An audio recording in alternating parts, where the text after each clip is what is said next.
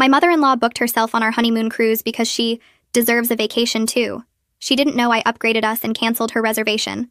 My mother-in-law Diane announced at our wedding reception that she'd booked herself on our honeymoon cruise because she needed a vacation after all the stress of planning her son's wedding, even though she didn't plan anything. My husband Brett and I had saved for 2 years for this Alaskan cruise. 10 days, balcony suite, every excursion planned and paid for. We'd shown Diane the brochure months ago when she asked where we were going. Big mistake. I've always wanted to see Alaska, she'd said then. We smiled and changed the subject. During the reception, right after the father-daughter dance, Diane clinked her glass and stood up. I have an announcement, she said. Since Brett and Amy are going on that beautiful Alaskan cruise, and I've been so stressed from all this wedding planning, I've decided to treat myself. I booked a cabin on the same ship. We can all vacation together. The room went silent. Brett's face turned white. I felt my smile freeze on my face. Mom, it's our honeymoon, Brett said quietly. Oh, I know. Don't worry. I got a different deck. You'll hardly know I'm there, except for dinners and the excursions. I booked all the same ones you did so we could experience them together. She'd called the cruise line, pretended to be me, got our entire itinerary. Glacier tours, whale watching, everything. This is inappropriate, I said. Nonsense. Lots of families vacation together. Plus, someone needs to make sure you two actually see the sights instead of just staying in your cabin the whole time. She winked at the crowd. Brett's father tried to intervene. Diane, let the kids have their trip. I am. I'm just taking my own trip at the same time. On the same boat. It's a big ship. The next 2 weeks were a nightmare of Diane texting constantly about her packing, her excitement, her plans for family dinners every night. Brett tried talking to her. She cried about how he was abandoning her, how she'd been so lonely since the divorce 5 years ago, how this was her chance to finally have a vacation. I spent my whole life taking care of you, she told him. Now you begrudge me one little trip? One little trip. On our honeymoon. The night before we left, she called to confirm we were all on the same shuttle to the port. I figured we'd save money sharing, she said. Plus, we can sit together on the plane. We hadn't told her our flight information, but somehow she was on the same flight. Same row, middle seat between us. I switched with a nice man, she explained at the airport. Said I needed to sit with my family. The flight to Seattle was 5 hours of Diane talking nonstop about her last cruise 15 years ago with Brett's father. How romantic it was. How they'd renewed their vows on the ship. How this trip would help her heal from the divorce he caused by leaving her for that younger woman. She's only 45, Diane kept saying. Can you imagine? I'm 58. That's barely 13 years difference. Might as well be a child. Brett's father left because Diane was controlling, demanding, and exhausting. But we couldn't say that at 30,000 feet with her between us. We got to the port and Diane had matching shirts made. Cruising with the newlyweds, with our wedding photo on front. She was wearing hers. Had 2 more in her bag for us. For embarkation photos, she said. Won't that be cute? We refused. She pouted. Got on the ship and she'd somehow gotten herself upgraded to a balcony room on our deck. The nice man at customer service helped when I explained the situation, she said. What situation? That she'd crashed her son's honeymoon? She knocked on our door an hour after sail away. Dinner's at 6. I made reservations at the steakhouse. My treat. We had reservations at the adult-only restaurant. Had to cancel them because Diane had already told the waiter it was our honeymoon and ordered champagne. The first port day, we tried to sneak off the ship early. Diane was already at the gangway. I knew you'd try to leave without me. Good thing I'm an early riser. She talked through the entire glacier tour. The guide actually asked her to quiet down so others could hear. She pretended to zip her lips, then started again 5 minutes later. Brett loved glaciers as a child, she told everyone. I bought him so many books about them. Brett had never mentioned liking glaciers. The whale-watching trip was worse. She got seasick but refused to go inside. Threw up over the rail while talking about Brett's childhood fear of deep water. She tried to join us for our couple's massage. Actually argued with the spa receptionist that family should be together for everything. They had to call security to remove her. That night at dinner, she cried about being excluded. I just wanted to relax with my family. She sobbed loud enough for 5 tables to hear. Why are you being so cruel? Day 4, I'd had enough. While Diane was at breakfast, I went to guest services. Explained the situation. The woman behind the desk looked horrified. She crashed your honeymoon? She invited herself. We need help. Turns out there was a solution. Victor pulled up something on his computer and his professional smile faded into actual concern. He clicked between screens, comparing dates and notes, then excused himself to talk with his supervisor about our options. I sat in the guest services office watching other passengers come and go with normal cruise problems like dinner reservations and excursion questions while I waited to see if they could help us escape my mother-in-law. Victor came back 15 minutes later with a woman in a different uniform who introduced herself as Valerie, the cruise director. She asked me to start from the beginning and tell her everything while she took notes on a tablet. I went through the whole story again, starting with Diane's announcement at our wedding reception. The matching shirts, the impersonation to get our itinerary, the massage incident, all of it. When I finished, Valerie looked at Victor and said this clearly violated their harassment policy, and they needed to discuss what accommodations they could offer us to make the rest of our honeymoon actually enjoyable. They stepped away for a quiet conversation while I sat there hoping they could do something, anything, to give us some space from Diane. Valerie came back and explained that while they couldn't remove Diane from the ship in the middle of the ocean, they could absolutely move us to a completely different deck and program Diane's room key, so it wouldn't give her access to that area. Even better, they had a premium suite available on the exclusive top deck that required special elevator access, and they wanted to upgrade us at no charge as an apology for what we'd been dealing with. The relief hit me so hard I felt tears start and had to blink them back right there in the office. Victor added that they could also arrange separate dining times in the system so Diane couldn't just show up at our table, and they'd make sure she couldn't book any of the remaining excursions we were signed up for. Plus, they were adding notes to her guest file about the harassment issue in case she tried to cause problems with other staff members. I thanked them about 5 times and practically ran back to our cabin where Brett was sitting on the bed pretending to read but obviously just staring at the same page. When I told him about the upgrade and the deck restriction that would actually keep his mother away from us, he jumped up and picked me up and spun me around laughing. We had exactly 2 hours before Diane expected us for the lunch she'd planned without asking us, which gave us just enough time to pack everything and move to our new suite without her knowing until it was done. The steward helped us with our luggage and led us to a different elevator that required him to use a special key card, then up to a deck we hadn't even known existed. Our new suite had floor-to-ceiling windows, a huge private balcony with actual furniture and a table, a separate living room area with a couch and TV, and a bathroom bigger than our apartment bedroom back home with a giant soaking tub. Brett kept walking from room to room saying he couldn't believe this was real, that we were finally going to have our actual honeymoon the way we'd planned it. I felt lighter than I had since the wedding reception, like someone had lifted a weight off my chest that I'd been carrying for weeks. We were unpacking when my phone started going crazy with texts from Diane asking where we were for lunch, saying she was waiting at the restaurant, asking if we'd forgotten about her. Brett looked at the messages and then just turned off both our phones completely. He suggested we order room service, spend the whole afternoon on our private balcony, and deal with his mother later when we were ready.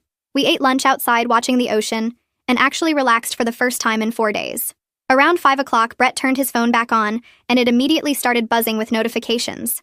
17 missed calls from his mother, and a dozen increasingly frantic text messages. The early ones were annoyed about us missing lunch, then confused about why we weren't answering, then worried something had happened to us.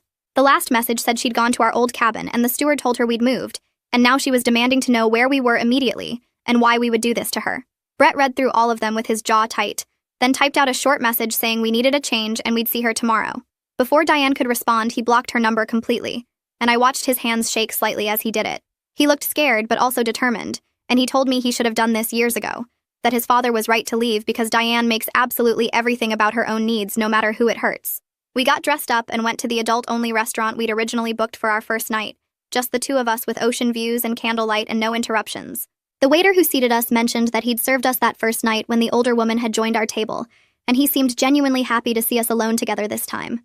After dinner, we walked back through the ship's corridors hand in hand, and the whole way I kept expecting Diane to appear around a corner, but she never did. We got to our new suite and changed into comfortable clothes, then grabbed the thick blankets from the bed and went out to the balcony. The night air was cold but not freezing, and we could see more stars than I'd ever seen in my life. We lay down on the balcony loungers pushed together, wrapped in blankets, listening to the ocean moving below us. Brett pulled me close and we just stared up at the sky for maybe an hour without talking. Around midnight, he whispered that this was exactly what he'd imagined when he proposed to me 2 years ago. Just the 2 of us under the stars with nothing but ocean around us and our whole lives ahead. I realized right then that I'd almost forgotten what it felt like to actually relax around him, to not be constantly tense and waiting for Diane to show up and ruin whatever moment we were having.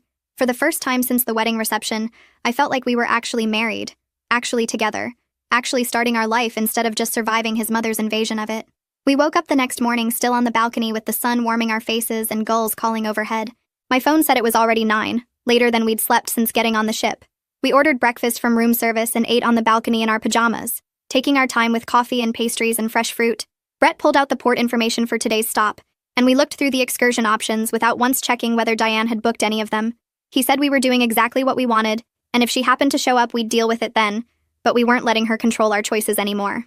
I agreed, and we picked the glacier kayaking trip, something we'd skipped before because Diane had booked the big group glacier tour bus and we'd been trying to avoid her.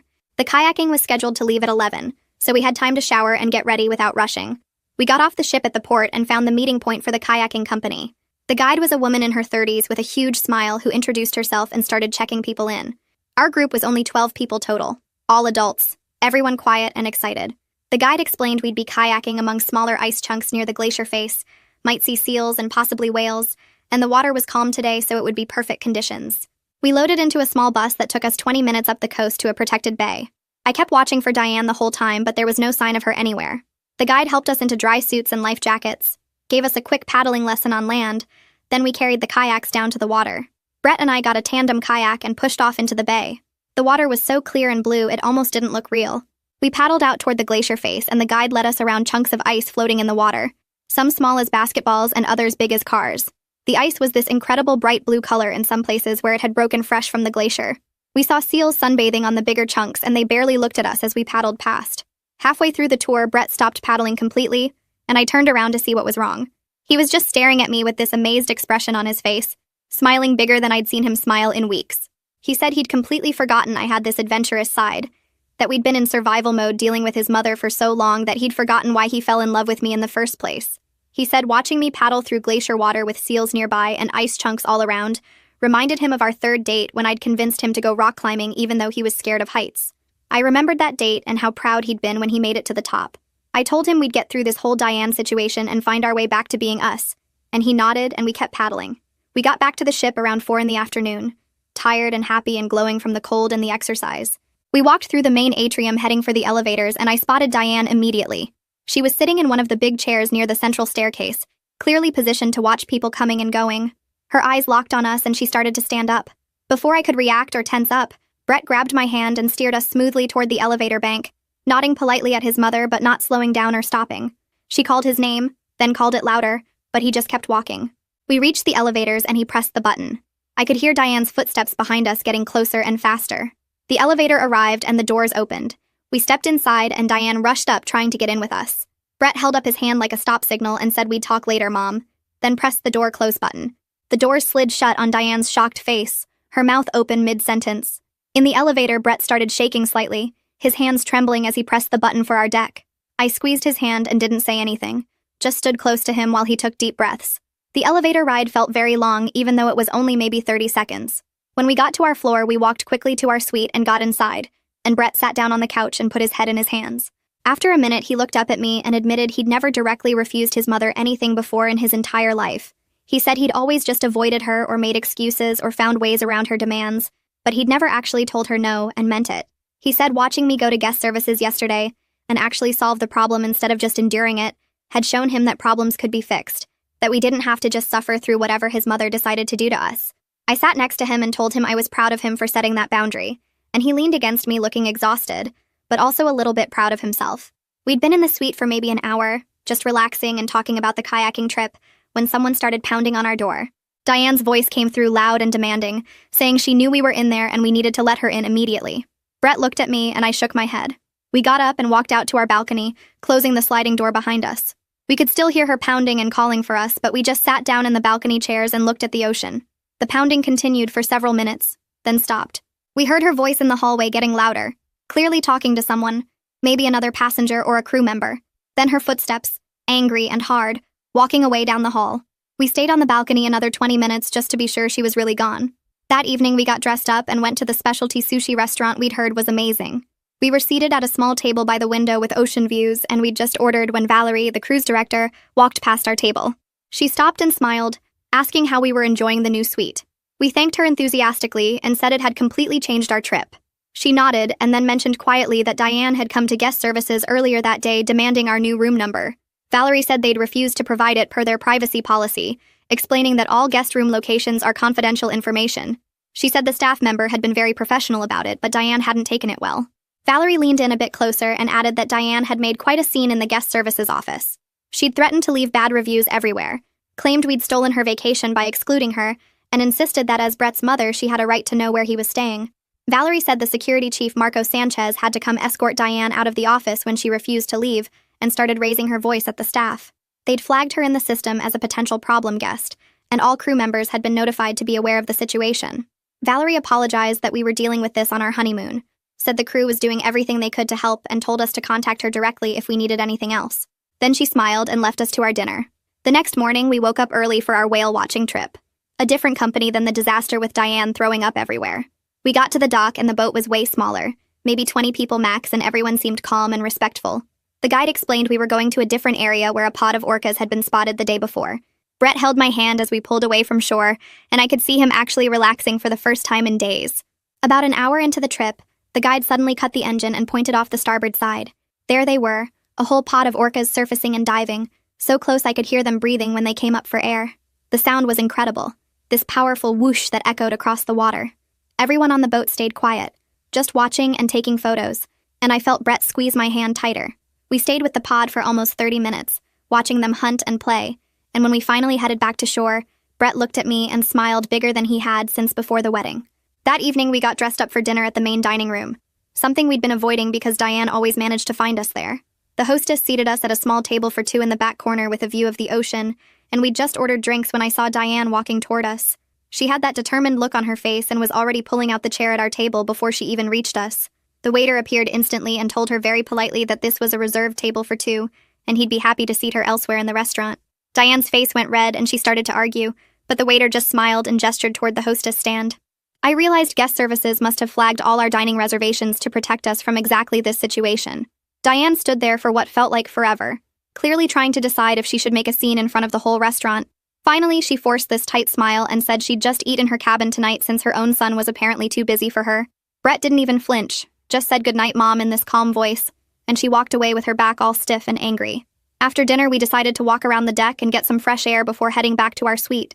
We were near the pool area when I heard Diane's voice coming from somewhere behind us, talking loud to another passenger about ungrateful children who abandon their mothers. Brett stopped walking, and I felt his whole body tense up next to me. For a second, I thought he might turn around and confront her, but then he deliberately turned the opposite direction and took my hand. We walked to the other side of the deck and found a quiet spot to watch the sunset, the sky turning orange and pink over the water. Day 7 started with us getting ready for the helicopter tour, the excursion we'd been most excited about since we booked this trip. Brett was in the bathroom when his phone rang from a number he didn't recognize. He answered it, and I heard his voice change immediately, going from happy to worried. It was Diane calling from the ship's phone system. She was crying hard, saying she was sick and needed him to come check on her right away.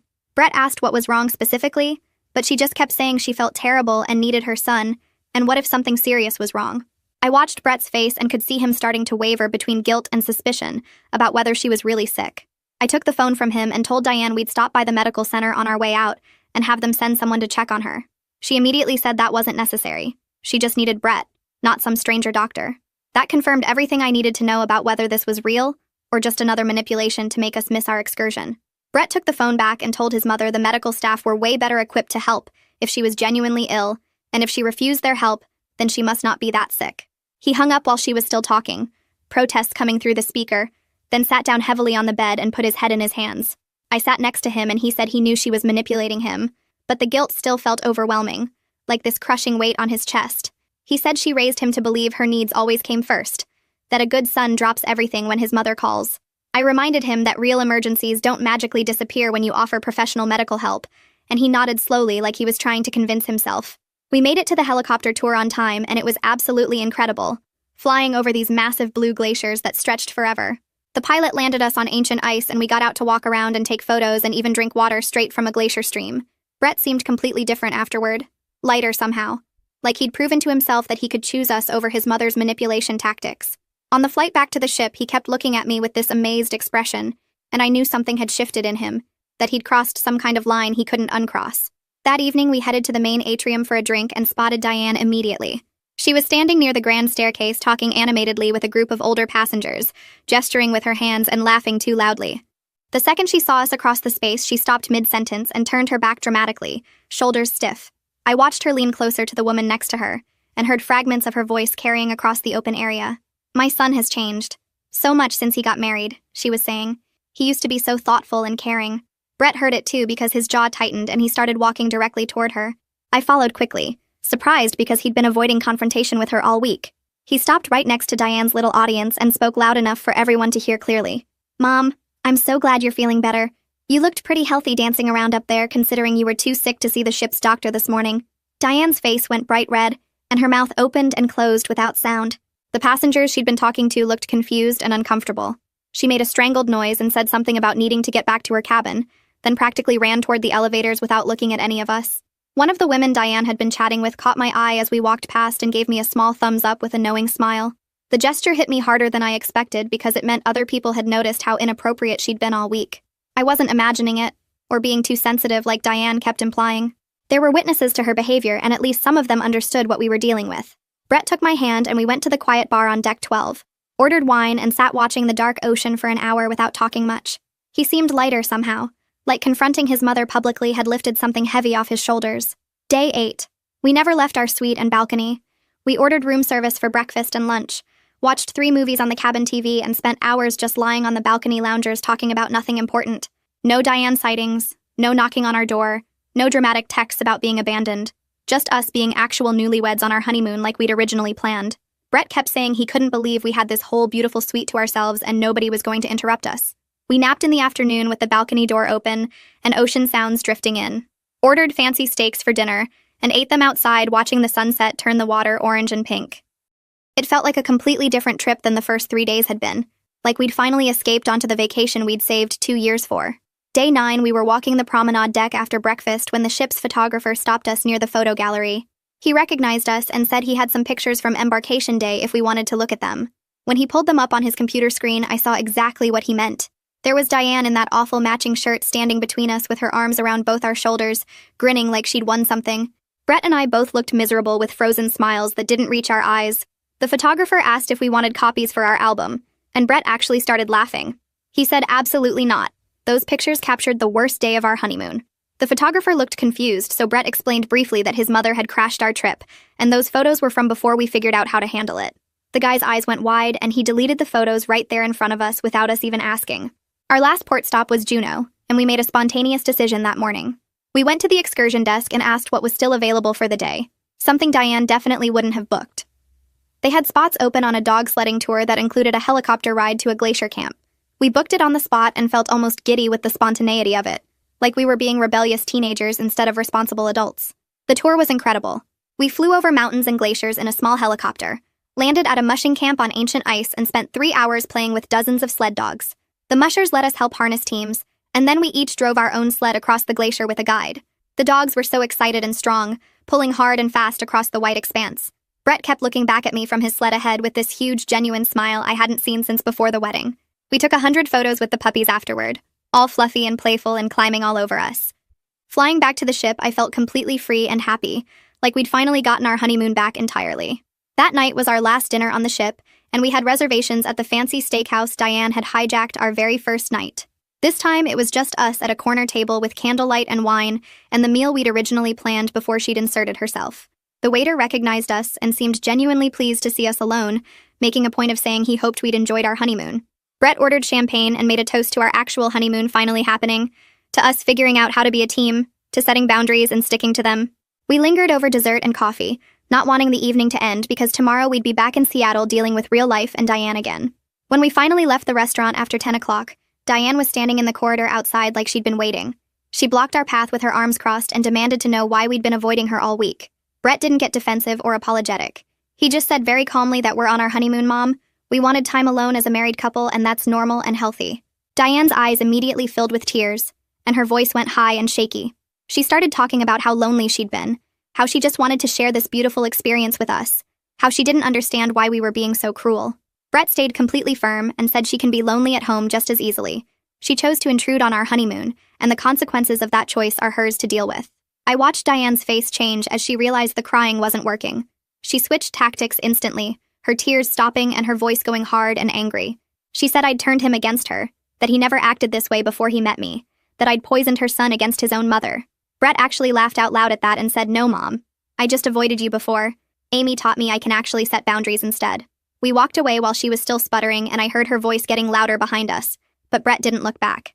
In the elevator, he stayed quiet for 3 floors, just staring at the numbers lighting up one by one. His hands were shaking a little, and he kept taking these deep breaths like he was trying to calm himself down. Then he looked at me and said that felt terrible and necessary at the same time, like he thinks maybe he's finally growing up or something. I squeezed his hand and we rode the rest of the way in silence, but it was a good silence, the kind where you don't need to fill it with words. Back in our suite, we ordered room service and sat on the balcony watching the stars, and Brett kept saying he couldn't believe he actually walked away from her mid-sentence, that his whole life he'd stood there and taken it until she was done talking. Our last night on the ship, we packed slowly, folding clothes and tucking away souvenirs from the excursions we'd actually enjoyed without Diane hovering. Brett brought up how we'd handle his mother when we got home, and I could tell he'd been thinking about it for a while. He said he needs to have a serious conversation with his father about how they both enabled her behavior for years, how his dad just divorced her and escaped, but Brett has to find a way to maintain boundaries while staying in contact. I suggested maybe his father could teach him some strategies since he'd dealt with Diane longer than anyone, and Brett nodded like that made sense. We stayed up late talking through different scenarios, planning responses to her guilt trips and surprise visits, making rules we could both agree on. The next morning at disembarkation, we got in line with our luggage, and there was Diane at the gangway, clearly planning to share our shuttle and flight home. She had her bags arranged next to where the transport line formed and kept watching for us with this expectant smile. Brett saw her, took a breath, and walked straight past her to the cruise line desk instead of getting in the shuttle line. I followed him and heard Diane calling his name behind us, but he kept walking. At the desk, he asked about changing our flights, explaining we wanted to spend the day in Seattle before heading home, and the agent clicked through her computer and said they could accommodate us with seats on an evening flight instead. Diane caught up to us right as the agent was printing our new boarding passes, and she demanded to know what we were doing, why we were changing plans without telling her. Brett turned to her and said very calmly that we're spending the day in Seattle and taking a later flight, just the two of us. She immediately said she'd join us, that she'd love to see Seattle, that she could change her flight too. Brett said, "No, Mom, we're having one more day of our honeymoon alone," and then he just walked away while she stood there sputtering. We spent a beautiful day exploring Pike Place Market with all the fish throwing and flower stalls and street musicians playing for crowds. The food was amazing, fresh salmon and clam chowder and these little donut things that were still warm. We walked along the waterfront holding hands and taking pictures, and Brett kept checking his phone nervously like he expected Diane to call any minute. But she didn't call, and after a few hours he finally relaxed and stopped looking at his phone every 5 minutes. Just enjoyed our last day together. We found this little bookstore and spent an hour browsing, bought a cookbook of Pacific Northwest recipes to try at home.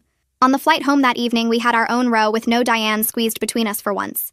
Brett held my hand during takeoff and said this week taught him more about being married than the wedding did, that marriage means choosing your spouse over everyone else, including your mother. He said watching me handle everything, from going to guest services to staying calm during Diane's tantrums, showed him what a real partnership looks like. We landed late around 10 at night and took a cab home to our apartment, both of us exhausted but happy. In the cab, I checked my phone and there were 17 texts from Diane sent throughout the day. Most were guilt trips about how we abandoned her, how she had to spend the day alone in the airport, how she couldn't believe her own son would treat her this way. But the last text just said we need to talk when we're ready, which felt slightly less manipulative than the others. The next morning, Brett called his father and they talked for over an hour while I made breakfast and pretended not to listen. I could hear Brett's side of the conversation, how his voice got frustrated, then sad, then determined. His father apologized for not preparing Brett better for dealing with Diane's behavior, admitted he escaped through divorce, but Brett has to find a way to maintain boundaries while staying in contact, since cutting her off completely isn't what Brett wants. They talked through specific situations and how to handle them, what to say when she guilt trips or shows up unannounced or tries to insert herself into plans. Brett's father mentioned that Charlotte, his new wife, had to deal with Diane's harassment early in their relationship, and eventually just blocked her completely after months of nasty calls and surprise visits. He offered to have Charlotte talk to both of us about strategies that worked for them, and Brett said yes immediately, that he wants to learn from people who've successfully dealt with his mother. After he hung up, Brett looked lighter somehow, like talking to his father had lifted some weight he'd been carrying. 2 days after returning home, I was making lunch when someone knocked on our apartment door. Brett answered it, and I heard Diane's voice in the hallway, loud and insistent. He didn't invite her in, just stood in the doorway blocking her view of our place. I moved closer so I could hear, and Diane was saying she just wanted to see him, that she'd been so worried, that it's not right for a mother to have to make an appointment to see her own son. Brett stayed calm and explained that surprise visits aren't acceptable anymore, that she needs to call first and respect when we say we're not available. Diane started crying and saying he'd changed, that I'd turned him against her, all the usual stuff. But Brett didn't budge, just repeated that these are the new rules, and she can either follow them or not see us as much. I heard her walk away still crying, and Brett closed the door and leaned against it, looking tired but proud of himself. That night, we talked about what comes next, and Brett said he needs to actually tell his mother what the rules are, instead of just avoiding her. The next afternoon, Diane called crying and apologizing, saying she understands she went too far on the cruise and she just missed him so much after the wedding. Brett put her on speaker and told her he appreciates the apology, but things need to change going forward. She needs to call before visiting, respect when we say no to plans, and understand that we need time alone as a married couple. Diane sniffled and agreed to whatever he wanted, said she never meant to intrude and just got carried away with excitement. After he hung up, I asked if he believed her, and he said probably not completely, but at least now the expectations are clear. Over the next week, we sat at our kitchen table and wrote out actual boundaries with specific examples. Scheduled phone calls twice a week on Tuesday and Saturday evenings. At least 3 days advance notice for any visits to our apartment. No surprise appearances at our work, our friends' events, or anywhere else without explicit invitation. No guilt trips or manipulation when we say no to plans. Brett typed it all into an email and read it out loud twice before sending it, his finger hovering over the button for a solid minute. Diane's response came 2 hours later. A long message about how formal and cold everything feels now and how she raised him to be warmer than this. But at the end, she wrote she would follow the rules because she loves him and wants to be part of his life. Brett said the hurt tone was typical Diane, but the actual agreement was more than he expected. 3 weeks after the honeymoon, we had our first scheduled dinner with Diane at a chain restaurant halfway between our apartment and her house. She arrived exactly on time wearing a nice dress and makeup, hugged us both carefully, and asked polite questions about our trip. She wanted to know about the glaciers and the wildlife and the food, and when Brett mentioned the helicopter tour, her face tightened, but she just said that sounded amazing. The dinner lasted almost exactly 2 hours, and when we said we needed to head home, she gathered her purse immediately and walked us to our car. She didn't try to extend the evening or suggest coming back to our place or make plans for next time. In the car afterward, Brett admitted he kept waiting for her to boundary stomp, to push for more time or invite herself over or guilt trip us about something. I pointed out that she did make a few passive-aggressive comments about how formal everything is now and how she barely sees us anymore. Brett hadn't even caught those moments, which showed how much her manipulation usually worked on him. I reminded him that some pushback is normal when you start enforcing boundaries with people who never had to respect them before, that Diane spent 30 years training him to give in. A month after the cruise, we finally felt ready to go through our honeymoon photos, hundreds of them on our phones and the ship photographer's website. The first 3 days told an awful story. Us looking tense and miserable in every shot with Diane photobombing constantly or inserting herself between us. Her arm around Brett, her hand on my shoulder, her face in every frame. Then suddenly around day 4, the photos shifted completely, showing us actually happy and relaxed and in love on our balcony and at excursions and during dinners. We looked like different people, like an actual married couple on their honeymoon instead of hostages. Brett stared at the contrast for a long time, then said he wants to remember that we solved the problem instead of just suffering through it. We created an album with only the good photos, the ones from after we moved suites and reclaimed our trip. Every picture showed us genuinely smiling, holding hands, kissing with ocean views behind us. Brett said these photos prove we have power in our marriage, that we can identify problems and fix them together instead of just enduring bad situations. One evening, about 6 weeks after the cruise, Diane called during our scheduled Tuesday time and asked if we would come to dinner at her place the following week. Brett looked at me first, waiting for my response before answering his mother. I nodded and he told her yes, but we would need to leave by 8 because we have plans the next morning, establishing a clear time boundary right up front. Diane agreed quickly, too quickly, and I knew she would test that limit when the time came. The dinner at Diane's house was awkward but manageable. Her dining room table set formally with cloth napkins and her good dishes. She served pot roast and asked more polite questions about our jobs and our apartment and our plans for the holidays. But she also made comments about how she never sees us anymore and how marriage changes people and how she remembers when Brett used to call her every day. Brett redirected each time, acknowledging her feelings without apologizing or changing our boundaries. At 7:55, we stood up and gathered our things despite Diane saying she made dessert and it would only take a minute to serve. Brett thanked her for dinner and said we would see her next scheduled visit, and we left exactly at 8 while she stood in her doorway looking disappointed. In the car afterward, Brett said maintaining boundaries with her is exhausting, but so much better than the alternative of letting her control everything. I agreed and added that she is slowly learning we are serious even if she tests the limits constantly, that every time we enforce a boundary it gets slightly easier. 2 months after the honeymoon, Brett's father invited us for dinner at his house to meet Charlotte properly, and we spent the evening swapping stories about managing Diane. Charlotte shared that it took almost a year of consistent boundary enforcement before Diane stopped trying to manipulate her way back into their lives constantly, that the first 6 months involved weekly surprise visits and guilt trip phone calls and showing up at their work. She said the key was never giving in even once because Diane would see any weakness as proof the boundaries were negotiable. Brett looked discouraged hearing it would take so long, but Charlotte reminded him that we had already made more progress in 2 months than she expected, that having united boundaries from the start made everything easier. Brett's father apologized again for not teaching Brett these skills earlier, for handling Diane through avoidance instead of direct confrontation. He said watching Brett stand up to his mother made him proud, that it took real strength to set boundaries with someone who raised you to never say no to her. A few weeks later, Brett and I sat on our couch looking at cabin rentals for our 3-month anniversary weekend, scrolling through options in the mountains about 2 hours away. Brett closed his laptop suddenly and suggested we just book it, and not tell his mother until we got back. That way we could actually relax without her trying to insert herself into our plans. I reminded him that keeping secrets from Diane usually made things worse when she found out, that she would use it as proof we were excluding her on purpose and turn herself into the victim.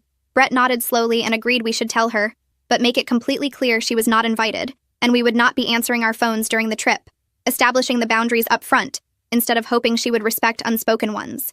He called her that evening and mentioned casually that we had booked a weekend cabin getaway for our 3-month anniversary, keeping his tone light and factual. Diane immediately started suggesting hiking trails we should check out, and restaurants in the area she had heard were good, offering to send us a whole list of activities and help us plan our itinerary. Brett thanked her for the suggestions but said we had already made our plans and were looking forward to a quiet weekend, then smoothly changed the subject to ask about her book club before she could push further.